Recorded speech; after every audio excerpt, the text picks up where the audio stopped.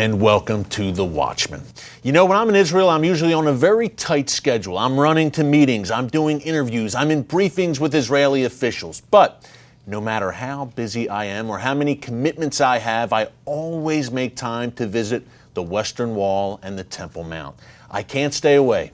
Folks, this was the site of Solomon's temple where the Ark of the Covenant, the Holy of Holies, was kept. It was also the site of the second temple where Jesus chased out the money changers. And you can still feel the presence of God there today in such an intense way. There's nothing like going to the Western Wall to pray at night. It is the holiest place in the world to the Jewish people, and as a Christian and a believer in the God of Israel, the God of the Bible, I'm also drawn to it irresistibly.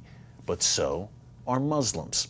No, Jerusalem and the Temple Mount are never even mentioned in the Quran, not even once. And yes, they are mentioned in the Bible over 800 times. Yet, the Temple Mount is now home to the Dome of the Rock and the AlAksa Mosque, two of the holiest shrines in Islam. Radical Islamists, and yes, the so-called moderate Palestinian Authority of Mahmoud Abbas, refuse to even acknowledge that a Jewish temple once existed on that spot. Folks, a battle is brewing over the Temple Mount, the holiest piece of real estate in the world, and the place where the Bible says God will one day set up his eternal kingdom through his Son. So what's next? Charles Crismier is author of a new book called King of the Mountain. He who rules the Temple Mount rules the world. He's also host of the nationally syndicated radio program Viewpoint and founder of Save America Ministries. Charles, welcome. Well, Eric, it's just been a delight to be with you, and these are exciting times. Exciting times, and your book is very exciting, very timely, Charles. And what I love about it, it not only hits the current situation in Jerusalem and with the Islamist movement, but you go into the history of it, deep into the history of the Temple Mount in Jerusalem. Before we get to that, our friends at Palestinian Media Watch released a clip showing a music video that was broadcast about the Temple Mount, broadcast frequently on official Palestinian Authority TV. This is what the Palestinians are saying about the Temple Mount, folks. Take a look.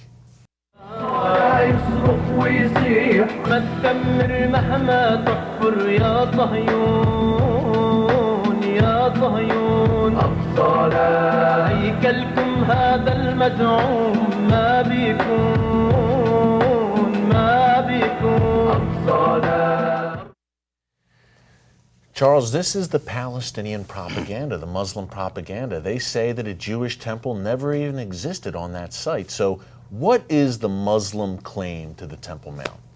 Well, in practicality, in history, there is no legitimate claim to the Temple Mount.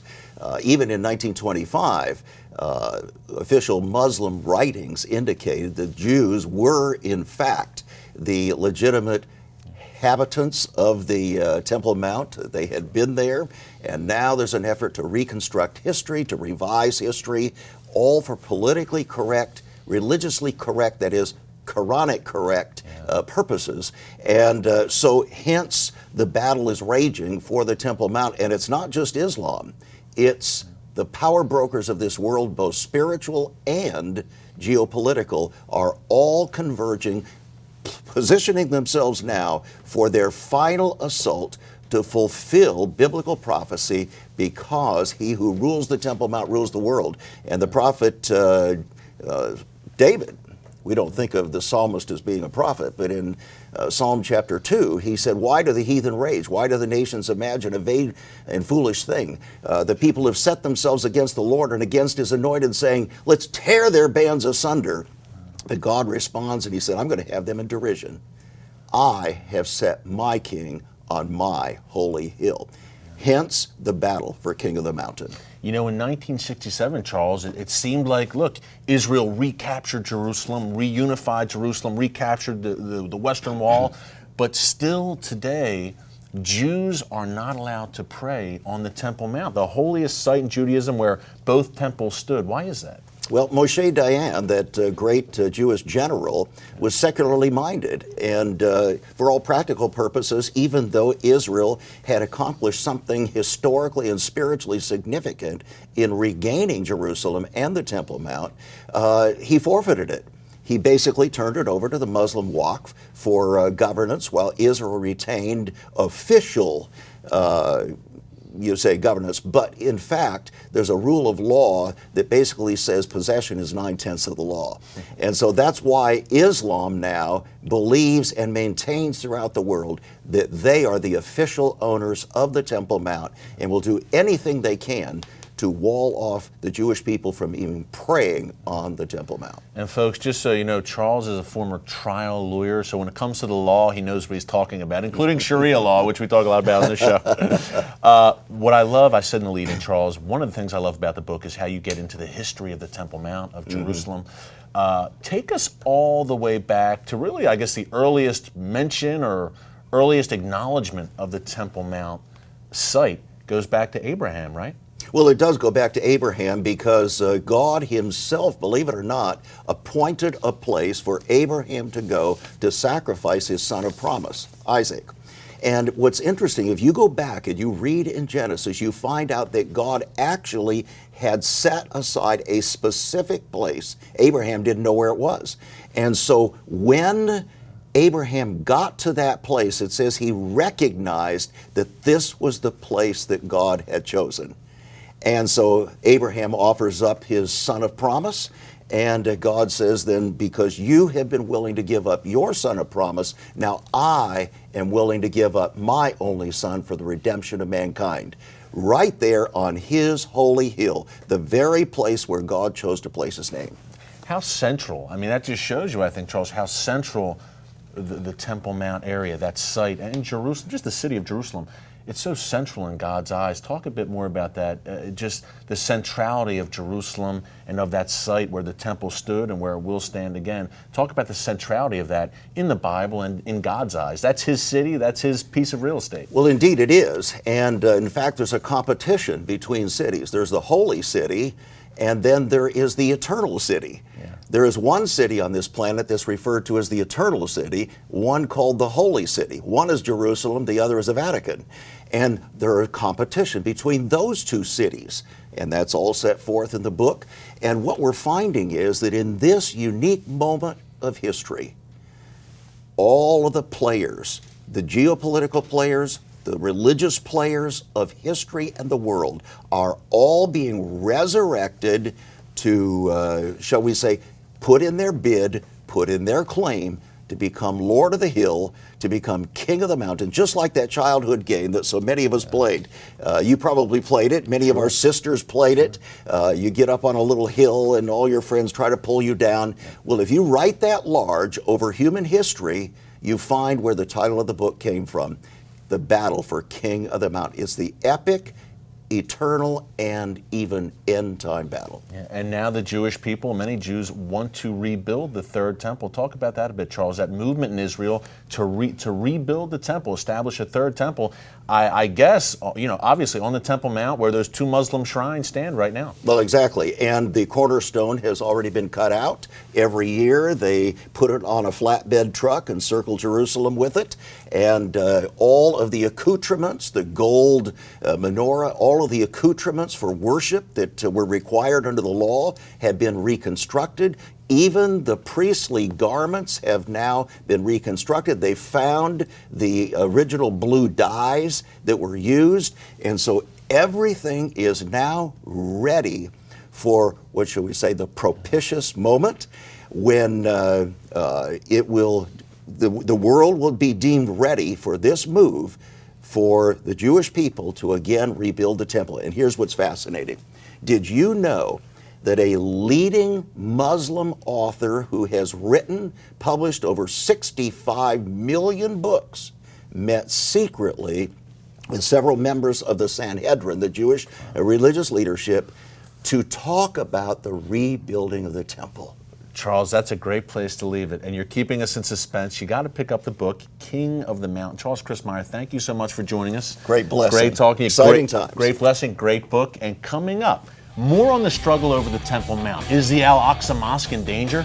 Chris Mitchell reports from on the ground in Israel. Stay tuned.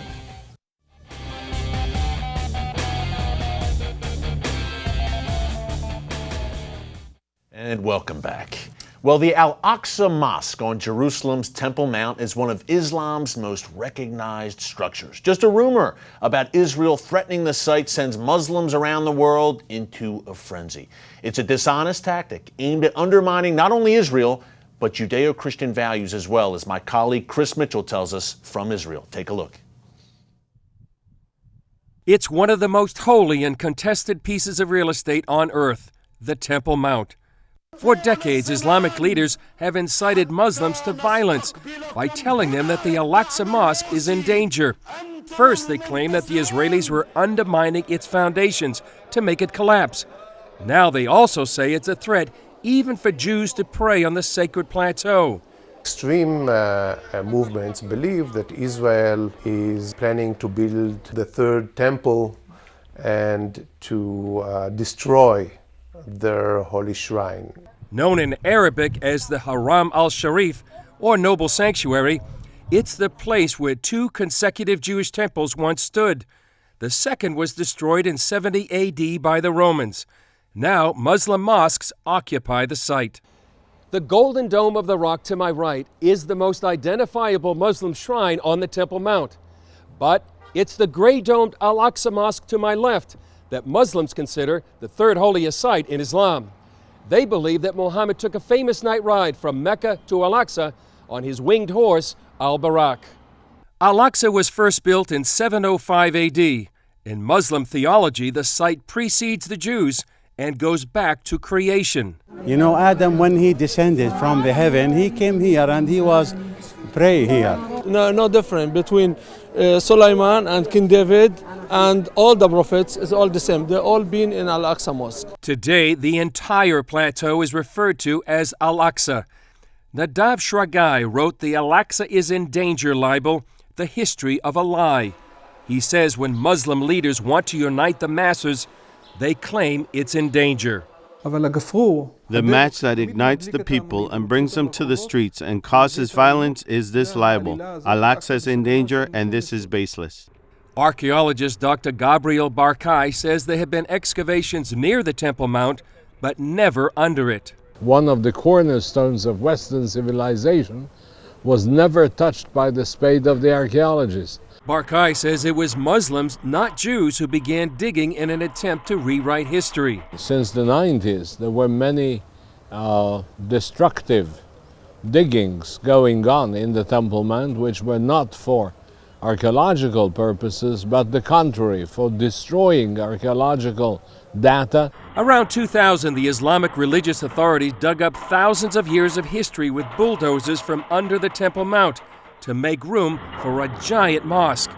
Barkai headed an operation to save artifacts from the discarded material.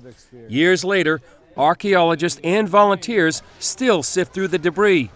According to Shragai, then Grand Mufti of Jerusalem, Hajj Amin al-Husseini started the libel against Israel in the 1930s.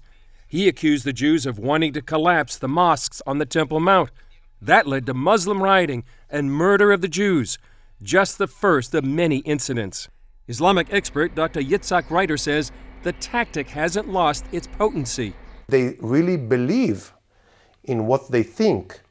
The Al-Aqsa is in danger as long as Israel is controlling the eastern part of East Jerusalem. In 1969, the Muslim world blamed Israel for the arson attack on the Al-Aqsa Mosque by a visiting Australian Christian.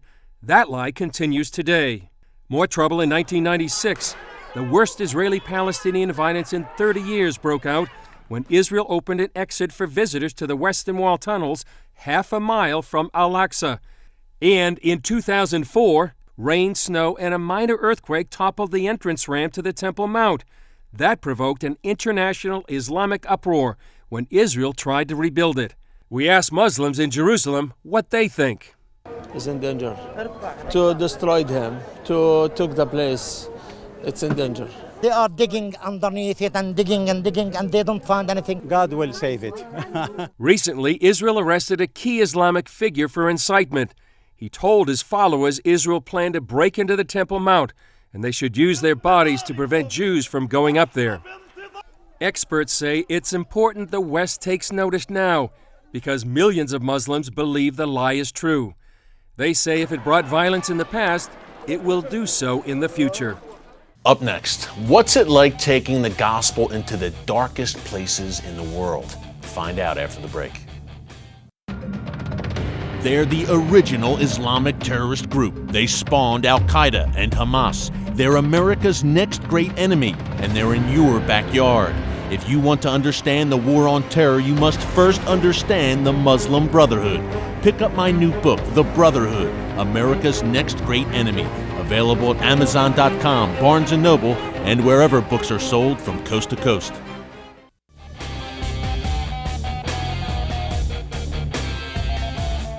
And welcome back.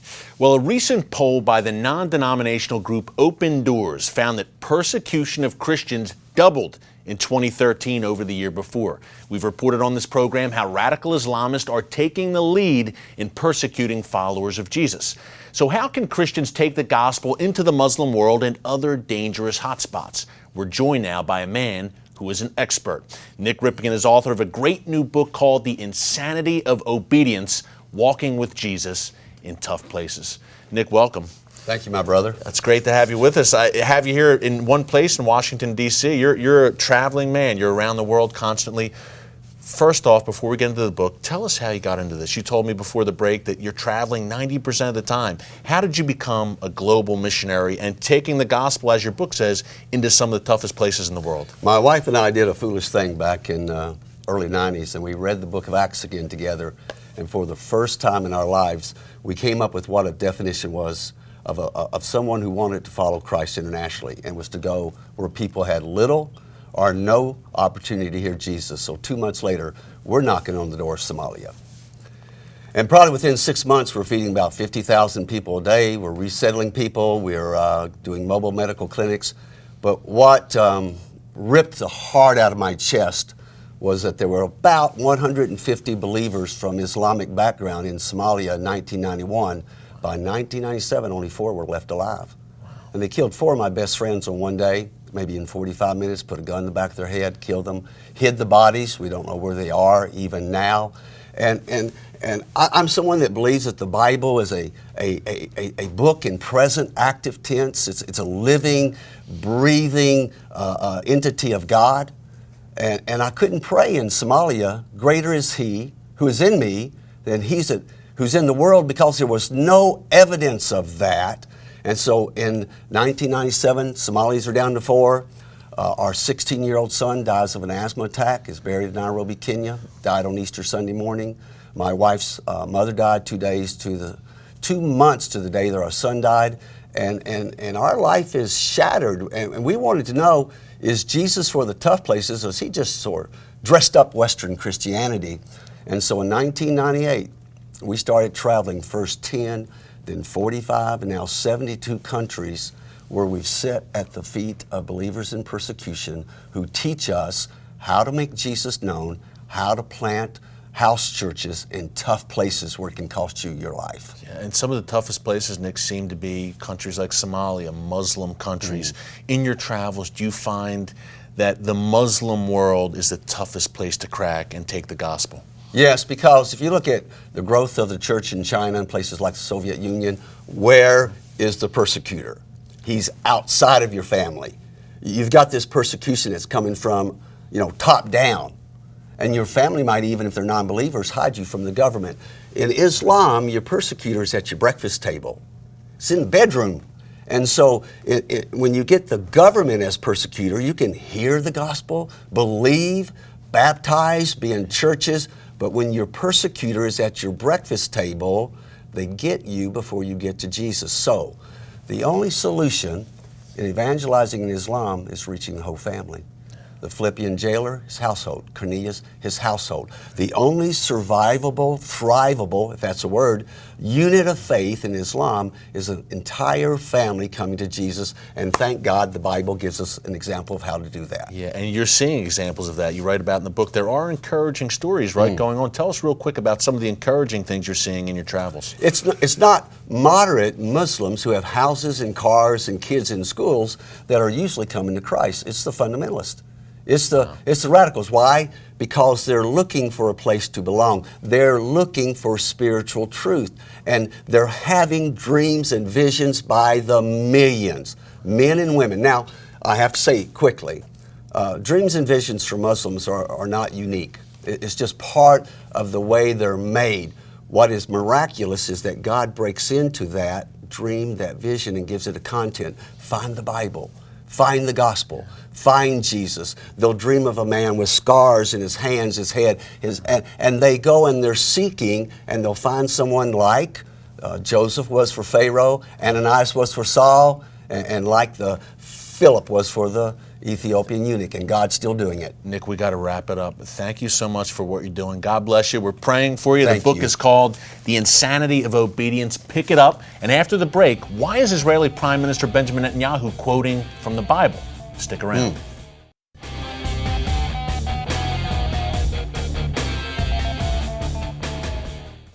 Welcome back. Did you know that Israeli Prime Minister Benjamin Netanyahu holds Bible studies from time to time at the Prime Minister's residence? Or that one of his sons won a national Bible quiz in Israel a few years ago?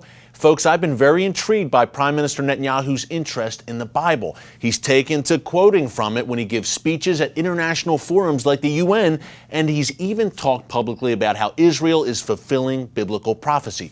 During a recent speech to the American Israel Public Affairs Committee in Washington, he again talked about Israel's biblical claim to the land. Take a look.